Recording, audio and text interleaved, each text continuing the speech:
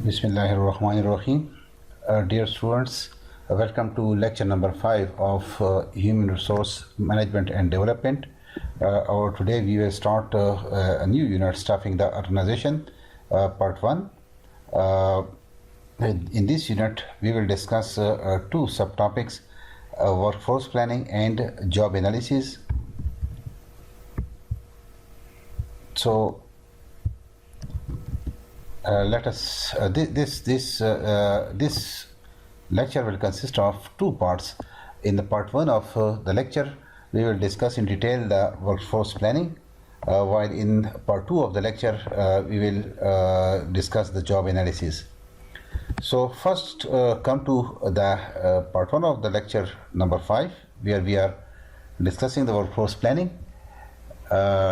This lecture is based on material taken from different sources, including Armstrong and Taylor 2014, DiCenzo and Robbins 2005, Dresser 2013, and some other sources, including the articles and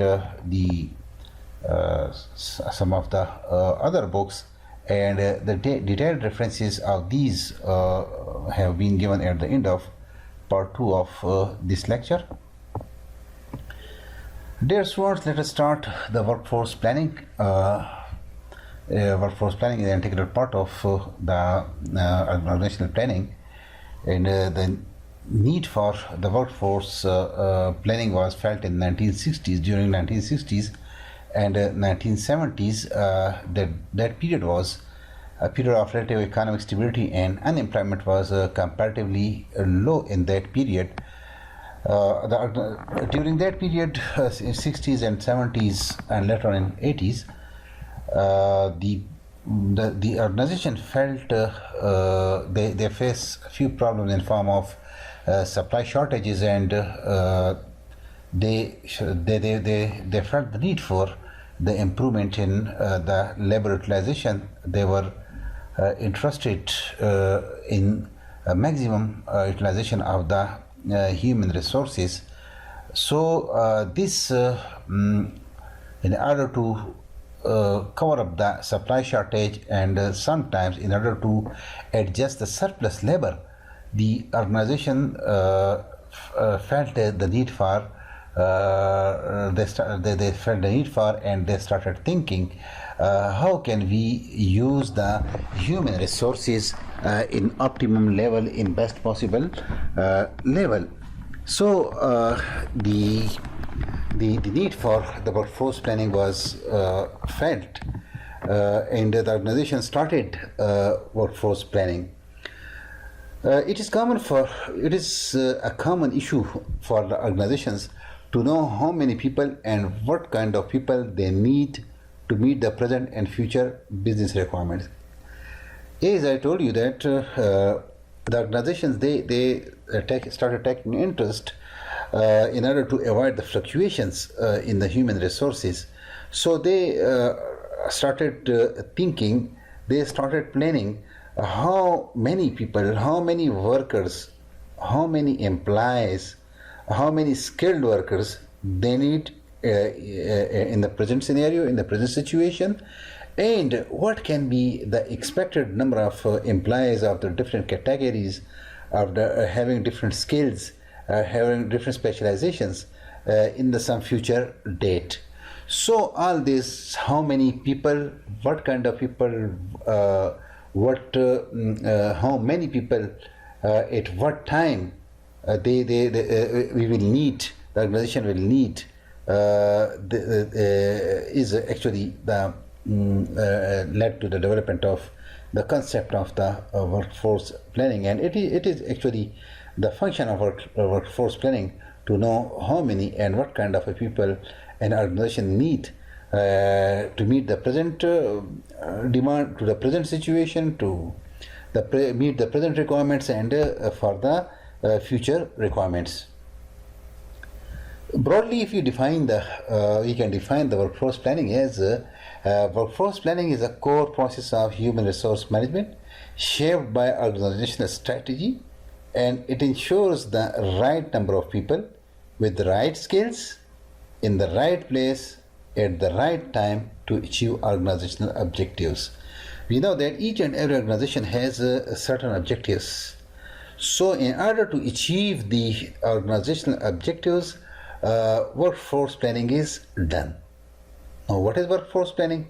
It is one of the core processes of HRM.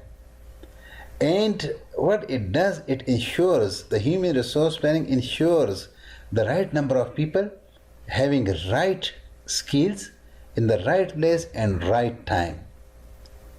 If an organization has the right number of people at the right place with the right skills at the right time, it will be able to achieve the organizational goals, whatever the goals of the organization may be. By using these human resources, by using this workforce, by making planning for the human resources, by making planning for the workforce, the organization will be able to achieve the organizational objectives. So we are defining here the right skills, right place, right time, right number of people. It's very easy to understand the concept of workforce planning. The right people, right skills, right place, right time, right cost. Right people, specialized people for specialized jobs. Right skills, what is the requirement of a particular position, and whether we have placed the right person there, or similarly at the right place, right time, and the right cost. Right number of people means companies should have available necessary personnel to meet the business deliverables. That it should have the number of the people it needs. So it should not have shortage or the excess supply of the workforce. Right time, customers nowadays require immediate servicing in real time. Hence, companies must make available resources at the moment when they are needed and without any delay. Looking at the changing circumstances of the business around the world, sometimes the customer need immediate response, immediate servicing. So it should the organization should ensure that if a customer need immediate servicing, and the organization should be able to use the workforce at that particular time. Right skills. Companies should have readily available the right skilled people for immediate as well as for future anticipated needs. Nowadays, we know that if we look around us, there are general education. We have education of general type in our country, in Pakistan. So we have a very shortage of the skilled labor. So the organization should ensure that it has the people with the right skills for that particular job and for the future demand. Right contract.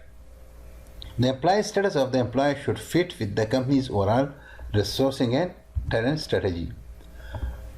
Workforce planning may be conducted as an overall approach to establishing and satisfying people requirements covering all major employee categories and skills. Through the workforce planning, the organization ensures that all the employee categories, all the requirements of the organization have been met, and the skilled people as per required by the job have been ensured, the skilled people have been placed in that particular position. In other words, right people have been placed in the right place. However, it frequently concentrates on the key categories of the staff. Examples include doctors, nurses, and other health workers in the National Health Service. This is important. If an organization is providing the health services, it should ensure that it has placed the right number of doctors. It has placed the right number of doctors in the organization, and similarly, it has posted specialized doctors with specialization on the specialized posts. Similarly, nurses and other the healthcare workers have been placed in the right place. Skilled operatives in manufacturing companies, sales staff in the retail store, or drivers in a transport company are examples of the right number of right number of people and the people with the right skills in the right positions, proper place. When similarly, Brooker et al. 2015 has defined the workforce planning as when and how many people should be hired or dismissed, and when these people should should work. This is another definition for the workforce planning. That workforce planning means how many people should be hired, employed, or they should be hired or fired, and when they should work. When talking about the workforce planning, we have the concept of the hard and soft planning. Hard workforce planning is about the numbers, calculations, making predictions of the future using historical data, doing a quantitative analysis of the labor market to match supply with demand.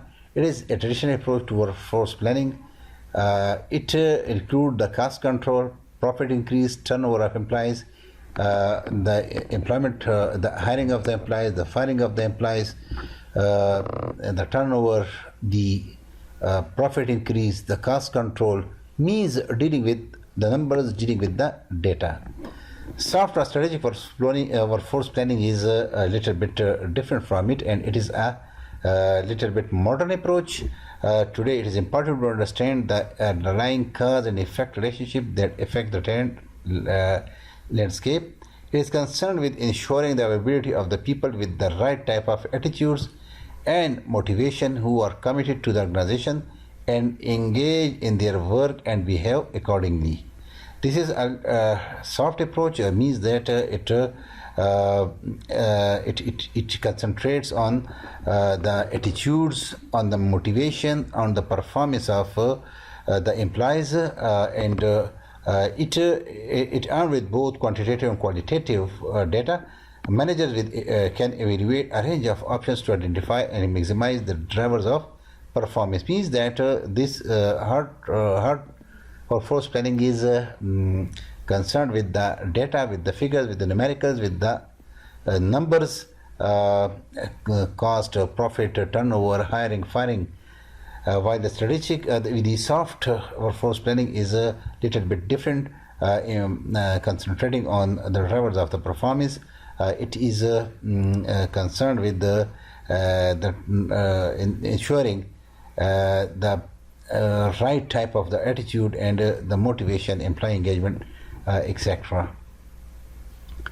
Now question arises, why there should be workforce planning. Reasons for workforce planning.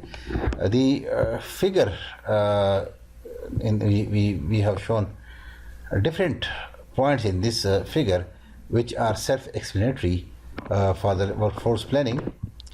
The first, this block on the left and upper left hand side show that fluctuations business confidence. Due to the fluctuation in the business organizations, in order to meet the shortage of the labor force, or in order to adjust the surplus labor, because there are different organizations, some maybe have the seasonal fluctuation as well. In that situation, through workforce planning, we ensure that the fluctuations are covered. Globalization. Now, what is a global village? And we see very diverse labor force, and the organizations are not limited to particular country or a state. We see the multinational organizations have their network around the world. So in this situation too, in order to meet the future demands and in order to meet the present need, workforce planning is the workforce planning is considered compulsory. Similarly, labor market trends, because we see not always the same trend in the labor market. So, in order to cover up the labor market trends, workforce planning is needed. The impact of technology, because we see a changing technology, and with the change in the technology, we have to make a variation in our labor force, and this variation can be in the form of hiring or firing. Similarly, the requirements for the different job categories also changes, because if new, you know that if new technology is introduced, with new technology, we will need new skilled labor who can use that particular type of the technology. So definitely, if our workforce planning is not done, then the organization will face problem. So in order to cover up the impact of the technology, the impact of technology can be both in the form of hiring and firing. So in order to cover up the impact of technology, workforce planning is needed. Mergers, acquisition, or relocation. Similarly, we see, especially in the different organizations, mergers takes place. We have seen it in the different multinational organizations as well.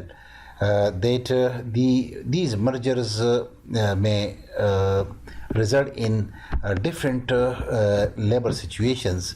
Possibly you may need a specialized type of the labor, so you can through workforce planning the organizations can hire, or if there it is possible that due to the merger some people may lose jobs, so the organization should be prepared in order to cover up the merger, such type of the mergers.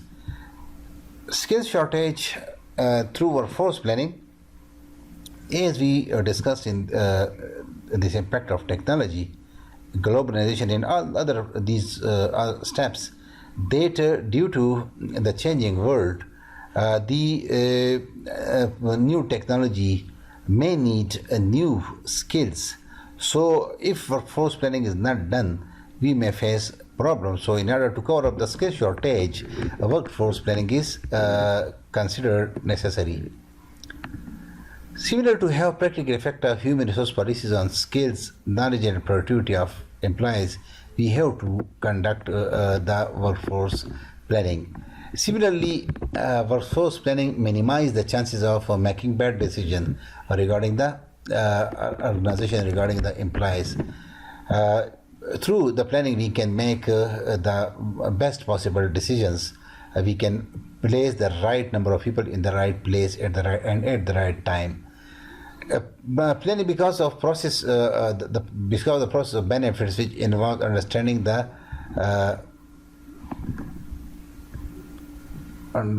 present.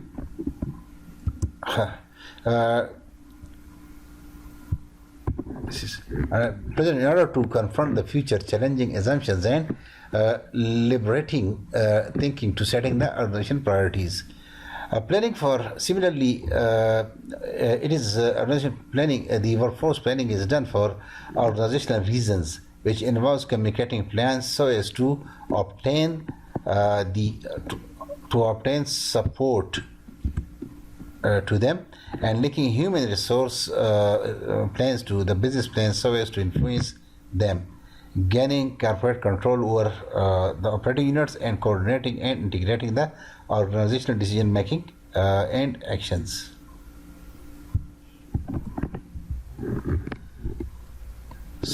That was the reason for the workforce planning.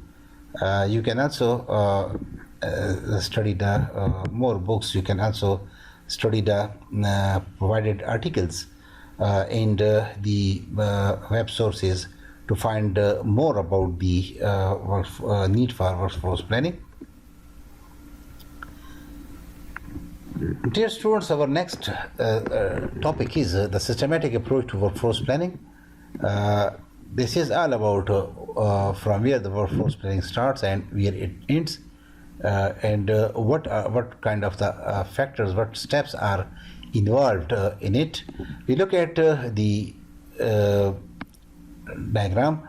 In this diagram, it is very clear that the workforce planning starts right from the business plan, and where the forecast of different activity levels is made. For the forecast of different activity levels, scenario planning is done and data is collected. And with the help of scenario planning and data collection, the analysis is made, and on the basis of you see here that on the basis of this analysis, demand forecast and supply forecast for the labor force, for the workforce is made. And on the basis of this demand and supply forecast of future requirements like recruitment, retention, succession, tenant, flexible working, learning and development, and downsizing, these decisions are made on the basis of these above steps. And when these decisions are made, these are implemented, and at the end, all this workforce planning is monitored and it is evaluated. So I'm again, dear students, please look at this diagram and note what I am telling you, that the systematic approach to workforce planning, this consists of the steps which are shown in this diagram. It starts right from the business plan. It stems out from the business plan, and through I'm discussing these points one by one in the coming slides, but just give a look to this figure, that it starts right from the business plan, and the basis of the business plan forecast of activity level is made by using scenario planning and data collection. And on the basis of these analyses made, and on the basis of these analyses, demand forecasting for demand and supply forecasts are made.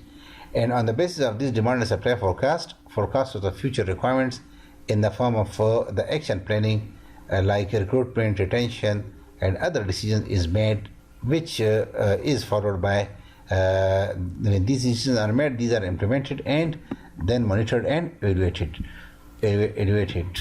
So we come to the business plan. Business plan provides the basis for workforce plan. It sets out what organization intends to do in terms of activities and scale of those activities. So we start right from here, that what the organization want to do, what is its activities, what activities it want to perform. On the basis of these activities, these planned activities, business activities, forecast the organization forecast of activity levels. Forecast of future activity levels flow from the business plan, which will have implications for the demand for people.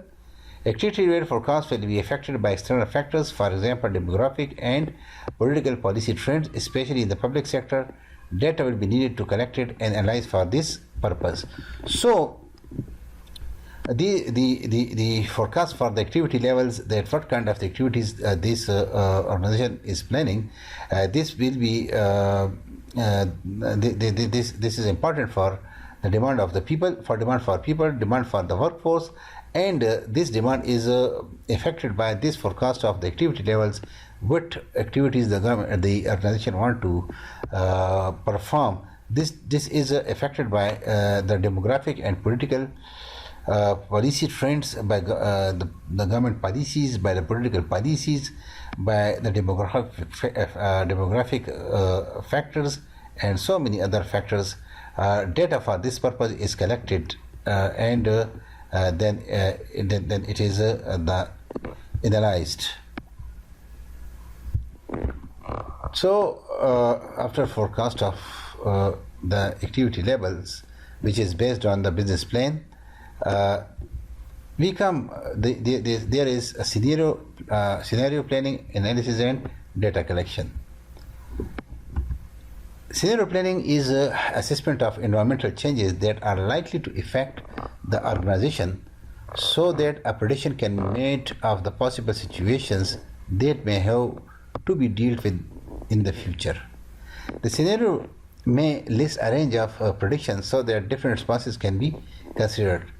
Use special approach in assessment of political, economic, social, legal, technological and economic factors that may affect the organization. The implications of these factors on the organization labor market and what can be done about any human resource issues can then be considered. Means in the scenario planning, we consider the environmental changes that can affect the organization, so that prediction can be made on possible situations that may have to be dealt with in the future. So in the scenario planning, all the factors, whether these are the political factors, while the economic factors, social factors, legal, technological, all economic factors, they have to be kept in mind while the making workforce planning. So we have seen in the figure that along with the scenario planning, data will also be needed for the analysis of these activities, which the forecast the activity level which the firm want to do. So in order to make the analysis along with the scenario planning, data collection is made, and you know that there can be internal and external data, and you know the data can be qualitative and quantitative. First, the qualitative internal data, business information about the product, market developments, proposed work system, and organizational changes, HR information, skills, performance. This is internal data. The data regarding the product, the market development, regarding the skills, skilled people, regarding the performance, regarding the proposed work system, and other type of the data which is relevant to the internal situation, internal qualitative characteristics of the organization will be collected. Similarly, quantitative internal data means the number of the turnover, absence, demographics, skills, audits, etc. How many people have left the job, how many have been hired, who is absent, what is the absenteeism level, demographics, gender, skills, etc. This is quantitative internal data which is available from the employee's profile. Qualitative external data based analysis is according to cover like the political, economic, social, and the technological, legal, and environmental factors. This is the qualitative data regarding these factors can be obtained from the external sources, while the quantitative external data can be the data relevant to the labor market, demographics, skills, and availability, skill availability in the external market. On the basis of this scenario planning and the data, the organization then make the analysis, and the analysis stage brings the information together from the business plan, activity forecast, scenarios, and internal external data to provide the basis for demand and supply forecasts. We see here again, I'm going to the figure because it's a very comprehensive overview of the this workforce planning. On the basis of this scenario planning and data collection and forecast of activity levels and business plan, when the analysis is made on the basis of this analysis, demand forecast and supply forecast is made. Now, what is the demand forecasting? It is estimate the future number of people required and their likely skills and competency needed. The basis of the forecasting is annual budget and longer term business plan translated into activity levels for each function and department. What we do, the organization do in this, that they, on the basis of that analysis, the demand for the future number of people with the required skills is made, and this is usually made in the annual budget and sometimes the long-term plans, in which different activities are mentioned, in which the activities are specified per department and per section and the job categories. In manufacturing company, the sales budget would be translated into manufacturing plan, giving the number and types of the product to be made in the each period. I think this, for example, there is a manufacturing company. What the organization does that it specifies the different types of the products. It is planning in the future, and along with it, it specifies what kind of the skills, what kind of the people with the appropriate skills will be needed for the production of that product. From this information, the number of hours to be worked with each skilled category to make the quota for each period would be computed. Details are required for any organization and work plans that would result in increased or decreased demand for the employees. For example, setting up a new regional organization, creating a new sales department, decentralizing a head office function to the regions, plans for new methods of working, additional outsourcing, increasing productivity, and reducing employment cost. This is a type of workforce planning. That workforce planning is needed when you set up a new regional organization, or you are interested in creating a new sales department. So you will need the manager for that department, you will need the marketing officers for that department, you will need the skilled labor for that department. For this, whatever you plan is the workforce planning. Decentralizing office function to regions, or you open regional offices for your head office. So for this, you make the demand forecasting for the employees of different categories, or similarly plans for the new methods of working, or increasing productivity, reducing employment costs. You will have to plan.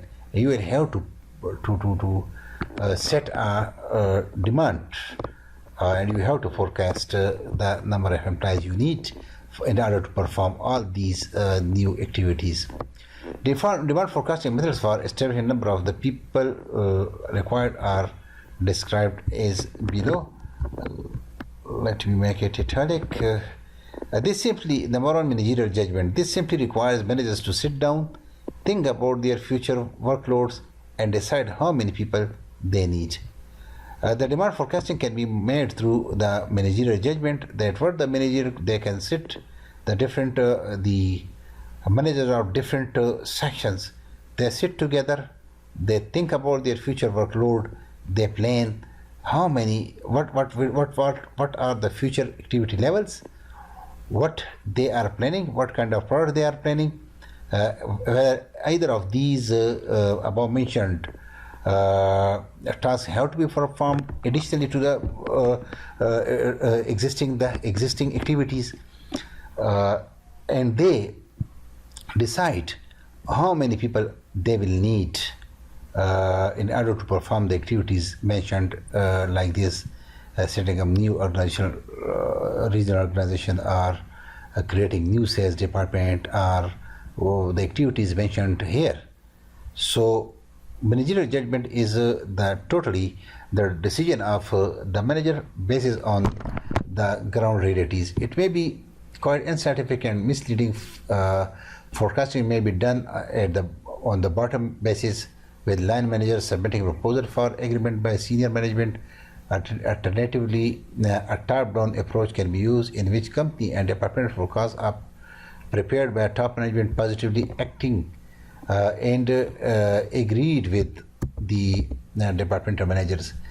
This is one of the way. Another way can be that the top level management should prepare a proposal based on their suggestions, based on the problems what they face, and they send it to the top level management, and the top level management will decide what type of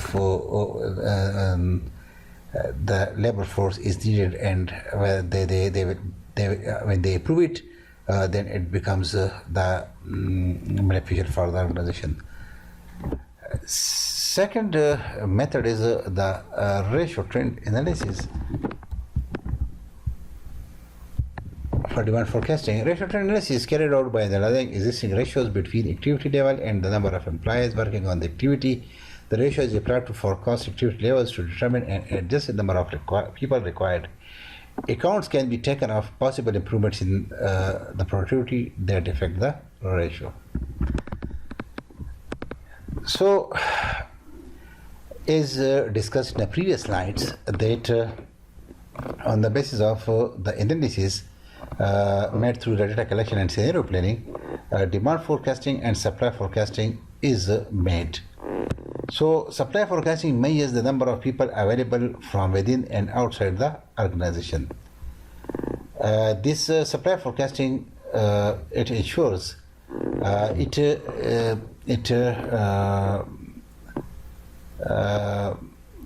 it looks the number of the people available from within and outside the organization to meet the present needs and to meet the future needs. The internal supply analysis covers the following areas. It can be internal supply, it can be external supply. The internal supply covers the following areas: existing number of people employed by occupation, skill and potential, which is available from the company profile. Potential losses to the existing resources through the attrition or employee turnover. The employee profile as well as the organizational profile, it has the data of the employee turnover. So we can guess, we can forecast, the organization can forecast the internally the supply, the availability of the employees through the company profile and the organizational the employees profile. Potential changes to existing resources through internal promotions, because if some employees are promoted, definitely they leave space for hiring. Changes to environmental organizational structure, new methods of working, more part-time working and different working hours, the effect of increase in the productivity level. Similarly, again I'm going to the diagram. You see that after the demand and supply forecast, the forecast for future requirements is made. Now, what kind of the future requirements, forecast for future requirements is made? This is to forecast future requirement. It is necessary to analyze the demand and supply forecast to identify any deficit or surpluses. On the basis of that, the demand and supply forecast, we compare the demand and both of them, and we find that any deficit or surpluses. And this can be done with the help of the spreadsheet very easily. For example, the current number of employees are 700. Annual turnover is 10%, means expected losses are 70. If you subtract this 70 from 700, then balance at the end will be 630 employees. For the next number of required at the end of year is 750. So 750 are required.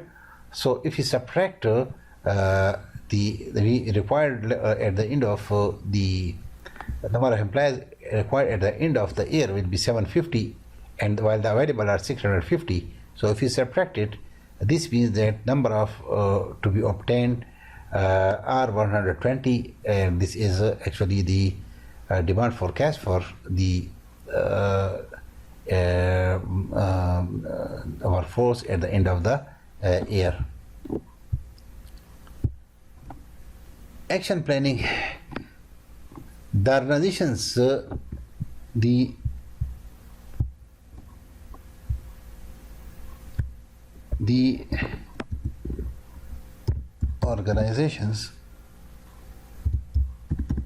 organizations continue with plans for recruitment, retention, succession, and talent management. The reduction of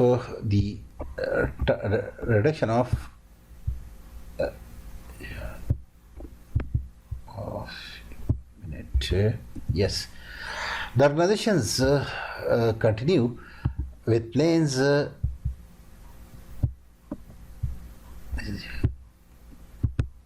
organizations continue with plans for recruitment, retention, succession, and talent management, and the reduction of the employees' turnover, absenteeism, flexible working, outsourcing, productivity improvement, and revision of the sale responsibilities.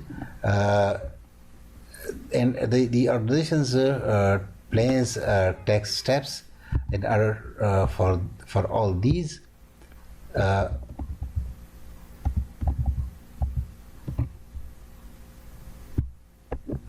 Yes. These are, if you look there in chart after the demand and supply forecasting for the workforce, the action planning is the next step in which we take the steps like actions like recruitment and retention, succession and talent management, reduction of turnover, reduction in turnover, the employees absenteeism, etc. And after action planning, it is implemented. The implementation of the action plans will provide a challenge. A flexible approach involving quick responses is needed to cope with unforeseeable changes in the people requirements. So whatever plans we made on the basis of the demand and supply forecasting, these are then implemented, but the implementation should be made with the proper care. And after the implementation, monitoring and evaluation is done.